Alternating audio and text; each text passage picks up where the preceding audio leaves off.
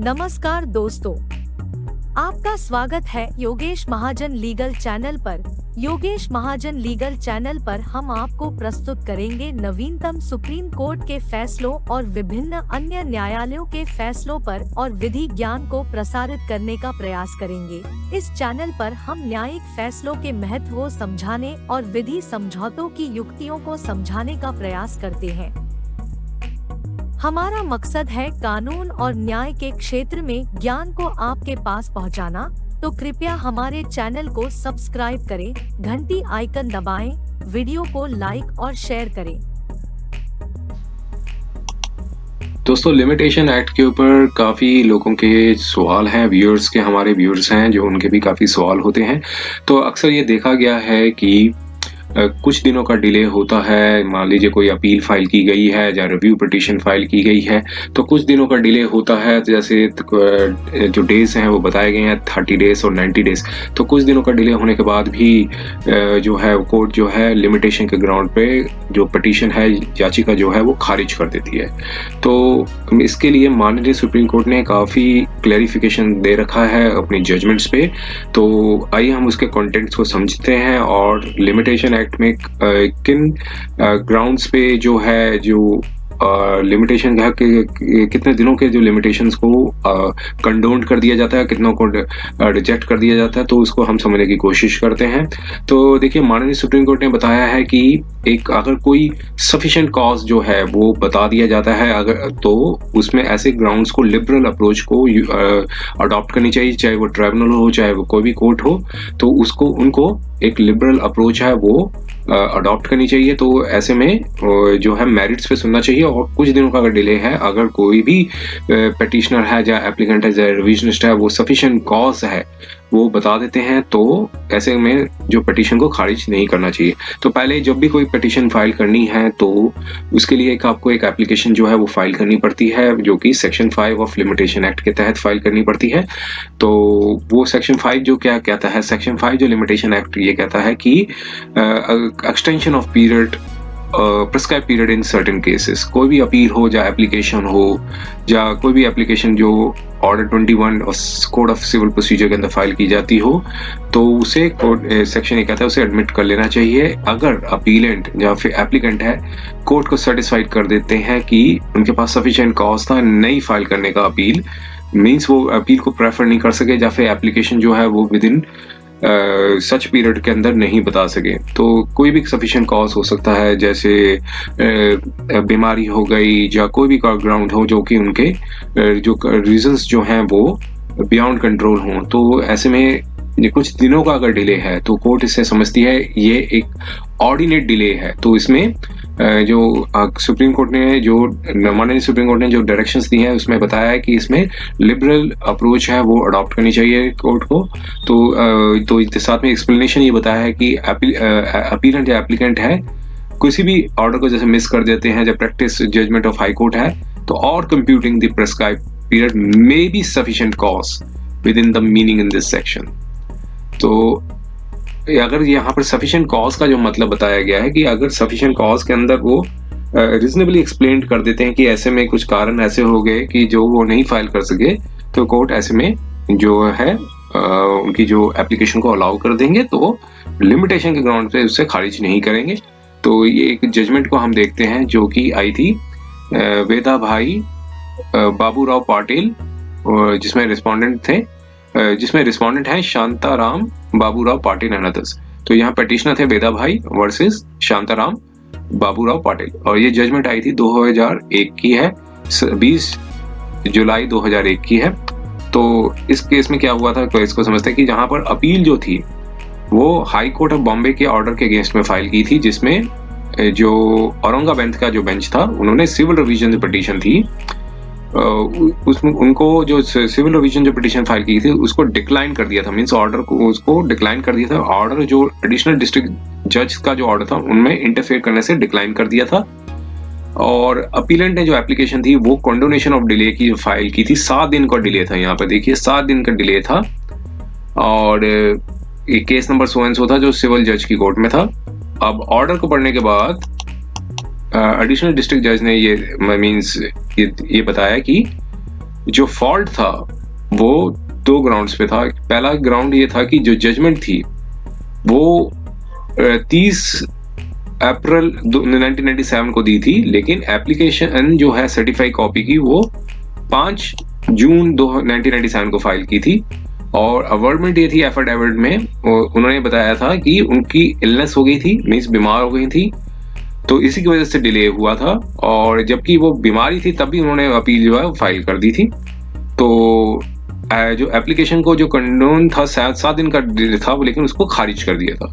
तो यहाँ पर कोर्ट ने पाया कि जो पीरियड था 1 मई 1997 से लेकर 1 जून 1997 का, तो कोर्ट उस समय वेकेशन पे थी और लर्नड जो अपीलेंट जज थे उनकी अटेंशन से ये समय नहीं आई, मीन्स एस्केप कर गई। और डिले था अपील का, वो जब उन्होंने फाइल की तो वो थोड़ा सा बेहतर हुई उनकी हैसियत में, तो उन्होंने अपील फाइल की, क्योंकि एक तरह की एंग्जाइटी थी कि कम से कम डिले होगा तो जो एक मैलाफाइड केस नहीं बनेगा। अब यहाँ पर कोर्ट ने अपनी ऑब्जर्वेशन दी, इस पैराग्राफ में देखिए, उसमें कोर्ट ने ये कहा कि सेक्शन 5 ऑफ लिमिटेशन एक्ट जो बना हुआ है, यहाँ पर कोर्ट को एक प्रैग्मेटिक अप्रोच जो है वो अडॉप्ट करनी चाहिए और एक डिस्टिंक्शन मीन्स फर्क जरूर होना चाहिए एक केस में जो एक तरह का ऑर्डिनेट डिले है और एक कुछ दिनों का डिले है। तो यहाँ पर कोर्ट ने कहा कि ऐसे में कोर्ट को कॉशियस रहना चाहिए। अगर कुछ इनऑर्डिनेट डिले का है और लेट, अगर कोई ऑर्डिनेट डिले का है तो उसमें लिबरल अप्रोच जो है वो अडॉप्ट करनी चाहिए। मीन्स कुछ अगर कई महीनों का है, कोई सालों का जा रहा है, तो वो उसे कोर्ट में वैसे में उसको समझा जाएगा कि इनऑर्डिनेट डिले है। और अगर कोई जो कुछ दिनों का डिले है तो उसे ऑर्डिनेट डिले जो कोर्ट ने कहा कि उसको समझना चाहिए। और अगर कोई इनऑर्डिनेट डिले है तो उसमें कोर्ट ने कहा कि जब आप इनऑर्डिनेट डिले को कंडोन करें तो ऐसे में कॉशियस अप्रोच है वो यूज करनी चाहिए। और अगर कोई ऑर्डिनेट डिले कुछ दिनों का है तो ऐसे में कोर्ट ने कहा कि लिबरल जो है अप्रोच है वो अडॉप्ट करनी चाहिए। अब कोर्ट ने फर्दर बताया कि कोई हार्ड एंड फास्ट रूल नहीं बनाया गया है इसमें, कि कोर्ट को जो अपनी डिस्क्रिप्शन है वो इस माइंड में रखते हुए करनी चाहिए कि एक सफिशिएंट कॉज जो है, जैसे सेक्शन में बताया गया था सफिशिएंट कॉज, तो उसको जो है प्राइम इंपॉर्टेंस देनी चाहिए। तो यहाँ पर अप्रोच थी लर्नड एडिशनल जज की वो होली एरोनियस थी और अनसस्टेनेबल है। और डिस्क्रिप्शन जो थी सेक्शन 5 लिमिटेशन एक्ट की एडिशनल डिस्ट्रिक्ट जज को जो करनी चाहिए थी वो सफिशिएंट कॉज था, वो इसमें उनको लिबरल कंस्ट्रूड करना चाहिए, तो मींस उनको लिबरल इंटरप्रिटेशन करना चाहिए था। तो ऐसे में कई जजमेंट्स आ चुकी हैं, माननीय कोर्ट ने पहले भी कई जजमेंट्स दी हैं। वो जजमेंट्स थी West Bengal versus the administrator Howrah municipality and others, and Sandhya Rani Sarkar versus Shrimati Sudha Rani डेप्ट एंड अदर्स। और यहाँ पर कोर्ट ने बताया था कि जहाँ पर कुछ जजमेंट्स आई थी, ये जजमेंट्स आई थी इसमें, तो उसमें बताया था कि हाई कोर्ट ने उसमें अपनी जुरिस्डिक्शन को जो अब ये वाले कोर्ट केस में बताया कि जो हाई कोर्ट ने अपनी जुरिस्डिक्शन जो है एक्सरसाइज की थी 115 CRCPC में, मींस इस केस के बारे में बता रहे हैं। तो यहाँ पर करेक्ट जुरिस्डिक्शनल एरर जो है उसमें एक जो है वो नहीं कर पाए, एक तरह की जुरिस्डिक्शनल एरर हुई अपीलेट कोर्ट की। तो इसलिए इसी ग्राउंड्स को देखते हुए जो ऑर्डर था हाई कोर्ट का और एडिशनल डिस्ट्रिक्ट जज का जो ऑर्डर था उसको सेट असाइड कर दिया और कंडोन था 7 डेज की जो देरी हुई थी उसको कंडोन कर दिया, मींस अलाउ कर दिया, और अपील को रिस्टोर कर दिया ताकि जो एडिशनल डिस्ट्रिक्ट जज है वो उसको अपील को मेरिट्स पे डिसाइड कर सके। यहाँ पर अपील थी वो अलाउ कर दी। एक और जजमेंट देखते हैं। एक और जजमेंट जो दूसरी जजमेंट है वो कलेक्टर लैंड एक्विजिशन से रिलेटेड है। मींस जो यहाँ पर पिटिशनर जो हैं वो collector land acquisition versus master जो काटी जी एंड अदर्स है, ये जजमेंट थी। ये आई थी 1987 में आई थी, 19 फरवरी 1987 में आई थी। और यहाँ पर ये अपील जो फाइल की गई थी वो कॉम्पनसेशन से रिलेटेड थी, कि एक डिसीजन आया था जिसमें कॉम्पनसेशन की एनहांसमेंट की गई थी। यहाँ पर अपील जो स्टेट ने फाइल की थी। और यहाँ पर बताया कि हाई कोर्ट ने जो पिटीशन थी उसको डिसमिस कर दिया था, क्योंकि उसने कहा था कि यहाँ पर 4 दिन का डिले है। देखिए 4 दिन के डिले के बाद जो स्टेट की जो अपील थी उसको खारिज कर दिया था। अब यहाँ पर स्टेट ने स्पेशल लीव फाइल की।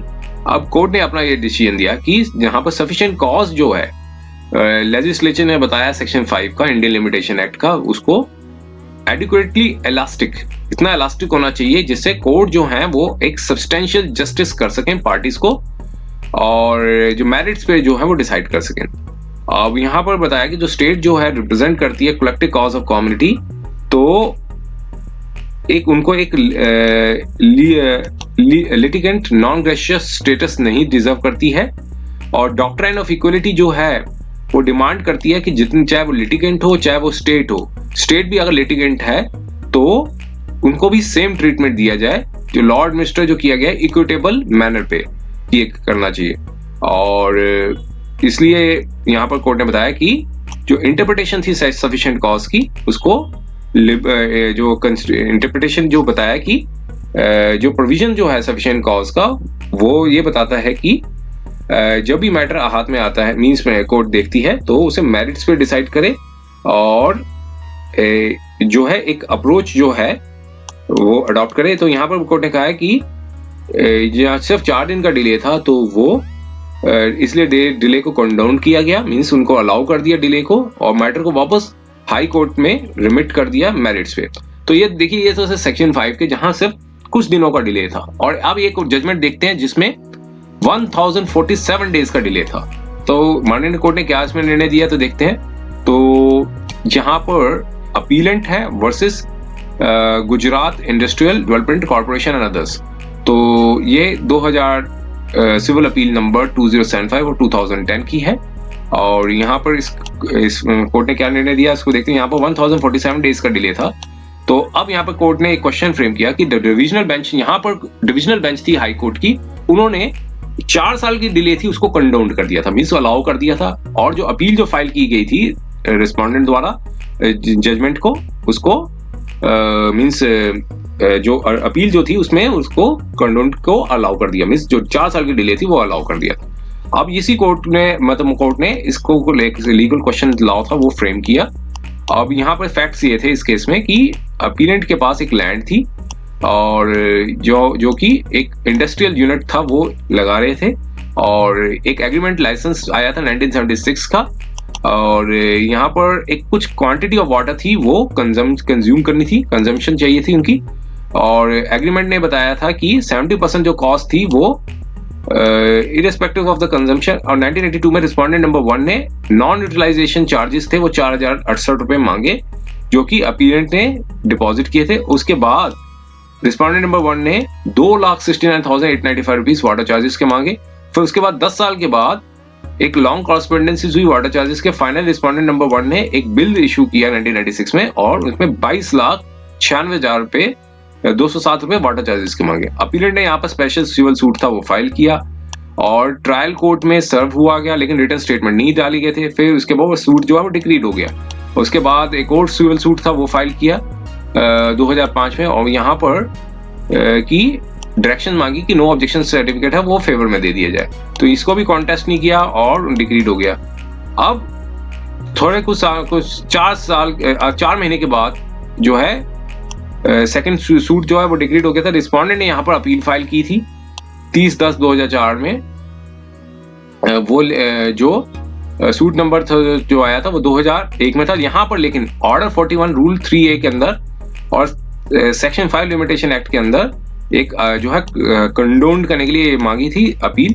तो यहाँ पर कुछ 4 साल का कुछ था वो डिले था, और तो यहाँ पर दोनों के कंटेंशन सुनने। फिर उसके बाद जो हाई कोर्ट में जब मैटर गया तो वहां पर जो है वो अपील जो थी वो अलाउ कर दी थी, मींस जो कंडोन था 4 साल का उसे अलाउ कर दिया था। और फिर इसके बाद अपील माननीय सुप्रीम कोर्ट में डाली गई थी। तो यहाँ पर सुप्रीम कोर्ट ने जो है कहा कि 1067 डेज का जो डिले दिया गया है कंडोन का, वो हाई कोर्ट ने एरोनियसली जो है वो बता दिया था, क्योंकि यहाँ पर कम्युनिकेशंस था, क्योंकि गवर्नमेंट डिपार्टमेंट था, उनके बीच में कम्युनिकेशंस नहीं हुआ था, और कुछ एडवोकेट्स की साइड से भी कुछ डिलेनेस हुई थी, और रिटर्न स्टेटमेंट जो फाइल नहीं की थी। तो कोर्ट ने यहाँ पर उनको कोई रिलीफ नहीं दिया था कि 1067 डेज का डिले पे जो हाई कोर्ट ने रॉन्गली जो ऑर्डर है वो दे दिया गया है। इसमें इतने लंबे पीरियड के लिए जो है कंडोन नहीं बनता है, और 4 साल 28 दिन का डिले था फिर जो कि 1067 डेज का डिले बन रहा था। तो ये डिले जो था, कोई भी रीजन नहीं दिया हाई कोर्ट ने कि क्यों इसको डिले को कर दिया गया है, कंडोन कर दिया है। तो इसलिए हाई कोर्ट ने जो एप्लीकेशन जो फाइल की थी सेक्शन 5 की, तो यहाँ पर कोर्ट ने कहा कि ये एक जो यहाँ पर रिस्पोंडेंट्स जो थे वो क्लीन हैंड्स नहीं आए थे, और जो स्टेटमेंट्स थी लिस्ट ऑफ इवेंट्स की जिसमें एफिडेविट बताया गया था, एप्लीकेंट को अपीलेंट ने नोटिस भी इशू करवाया था रिस्पोंडेंट को। जो रिप्लाई जो था वो 13/3/2001 में ने रिप्लाई भी दिया था। उसके बाद जो कुछ मंथ्स के बाद फिर उनके भी इंटरनल कम्युनिकेशंस हुई थी, जनरल मैनेजर ने फिर लीगल डिपार्टमेंट को भेजा। तो लेकिन ओवरऑल यहाँ पर ये निकल के आया कि 1067 डेज का जो डिले था वो हाई कोर्ट ने रॉन्गली कंडोन कर दिया है बिना किसी एक्सप्लेनेशन बताए हुए। तो ऐसे में सेक्शन 5 के अंदर जो लिमिटेशन एक्ट के अंदर जो एप्लीकेशन को उसको खारिज किया जाना चाहिए। तो इसलिए जो जजमेंट थी उसको मींस जो रिस्पोंडेंट के ने जो अपील फाइल की थी उसको डिसमिस कर दिया, क्योंकि यहाँ पर कोर्ट ने कहा कि बार्ड बाय द टाइम है। तो यहाँ पर अपील जो थी अपीलेंट की अलाउ कर दी, हाई कोर्ट के जो निर्णय को सेट असाइड कर दिया। तो ये थे वीडियोस जो कि लिमिटेशन एक्ट से रिलेटेड थे। उम्मीद है कि यह वीडियो आपको पसंद आया होगा। अगर आपने अभी तक हमारे चैनल को सब्सक्राइब नहीं किया है तो कृपया इसे सब्सक्राइब कर ले और बेल आइकन दबाकर नोटिफिकेशन प्राप्त करें ताकि आप हमारे नए वीडियो से अपडेट रह सकें। अगर आपको यह वीडियो पसंद आया हो तो कृपया लाइक करें और अपने दोस्तों के साथ शेयर करें। हमारे चैनल पर आपको न्यायिक मुद्दों, कानूनी सलाह और कानूनी अपडेट्स के बारे में नवाचारिक और महत्वपूर्ण जानकारी मिलेगी। हमारे साथ बने रहें, क्योंकि योगेश महाजन लीगल आपके कानूनी सवालों का सहायक है।